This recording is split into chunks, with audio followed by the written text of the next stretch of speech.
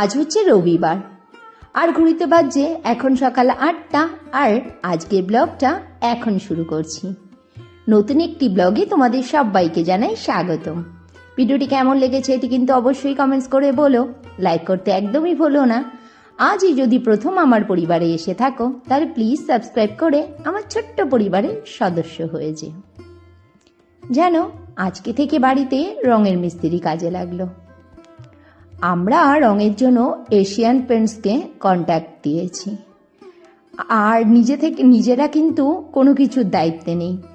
রং আনা থেকে শুরু করে লেবার মিস্ত্রি সব কিছু তাদের জিম্মা, আর ওদের কাজ করার টেকনিকটা পুরোপুরি আলাদা। আমার বাড়িটা যেহেতু অনেকদিন আগে কনস্ট্রাকশন হয়েছিল, প্রায় বছর 3 তো হয়েই গেল, আর বাড়িতে না প্রচুর পরিমাণে শ্যাওলা জমেছিল। এই ওয়ালগুলোকে ওরা এসে খুব ভালো করে পরিষ্কার করছে। আজ চলছে ঘষাঘষির কাজ।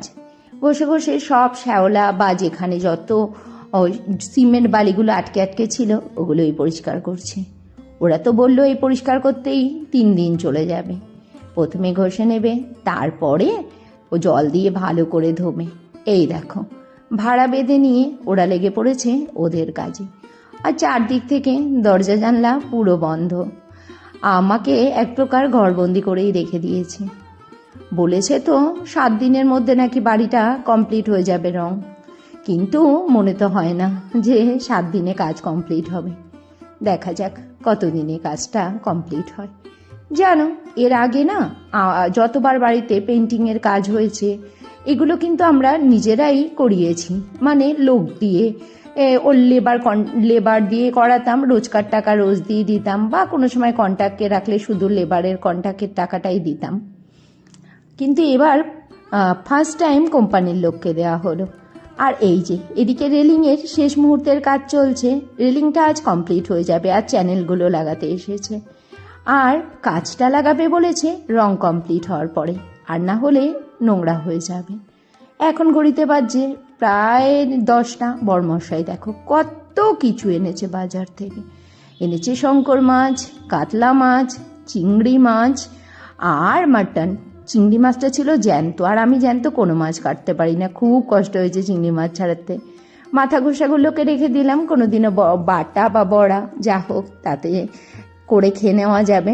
আর মাটনটা এখনও ধোয়া হয়নি, মাটনটাকে রেখেছি এখানে, ওটাও ধুয়ে নেব। আর বাদ বাকি জিনিসগুলো যাবে ফ্রিজে স্টোর হওয়ার জন্য। আলুটাও রেখেছি ভেজে। মাটনে একটু বড় বড় লাল লাল করে আলু ভেজে দিলে বেশ ভালো লাগে খেতে। কড়াইয়ের ওপরে ফোড়ন দিয়েছি জিরে, শুকনো লঙ্কা, তেজপাতা, দিয়ে দিলাম কুচনো পেঁয়াজ। আর জানো, আমার বড়মশাই চিকেনটা খুব ভালো রান্না করতে শিখেছে। আমি মাঝে মাঝে বলি শুধু চিকেন আর ডিম এই দুটো রান্না করলেই চলবে, বাদ বাকি সব রান্নাগুলো শিখতে হবে। তো একদিন মাটনটা রান্না করো, তোমার হাতে মাটনটা খেয়ে দেখি কেমন হয় খেতে। সে বলে না, মাটনটা তুমিই রান্না করো, তোমার হাতের মাটন হচ্ছে ওয়ার্ল্ডের বেস্ট মাটন। বোঝো ঠেলা, যেটা পারে না সেটাকে তো শিখতে হবে। মশলা টশলা ভালো করে কষে নিয়ে আগে থেকে ধুয়ে রাখা মাটনটাও দিয়ে দিলাম। খুব ভালো করে কষে নেব মাটনটাকে, প্রায় 20-25 মিনিট দিয়ে ঢাকা চাপা দিয়ে কষবো। তারপরে প্রেশার কুকারে শিফট করে হাই ফ্লেমে একটা আর লো ফ্লেমে একটা সিটি দিয়ে দেবো। আর অবশ্যই ভেজে রাখা আলু আর গরম মশলা, গরম জল তো দিতেই হবে। হয়ে গেছে মাটন কষা, আলুগুলোও দিয়ে দিলাম। তারপরে তো বললামই প্রেশার কুকারে শিফট করতে হবে। কালকের মাছের তরকারি ছিল, এটাও একটু গরম করে নিচ্ছি। আর সকালে ভাত খাওয়ার জন্য তৈরি করে নিচ্ছি ডিমের অমলেট। এখন বাজে 2:30, আর এখন লাঞ্চ করব। দেখে নাও আজকে লাঞ্চ মেনুতে কি কি রয়েছে। রান্না করেছি আজকে শুধু মাটন আর ভাত, কিন্তু খাবো অনেক কিছু দিয়ে। কালকের রয়েছে মোরলা মাছের তরকারি, এটা গরম করে রেখেছি। রয়েছে কচু বাটা, এখানে রয়েছে জলপাইয়ের চাটনি, এই 3টেই কালকের। আজকে করেছি শুধু গরমা গরম ভাত, আর রয়েছে এখানে লাল লাল মাটন উইথ ধামসা ধামসা আলু। চলো, আর বেশিক্ষণ কথা বলা যাবে না, এইসব খাবার নিয়ে বেশিক্ষণ কথা বলতে নেই, তাড়াতাড়ি খেতে হয়।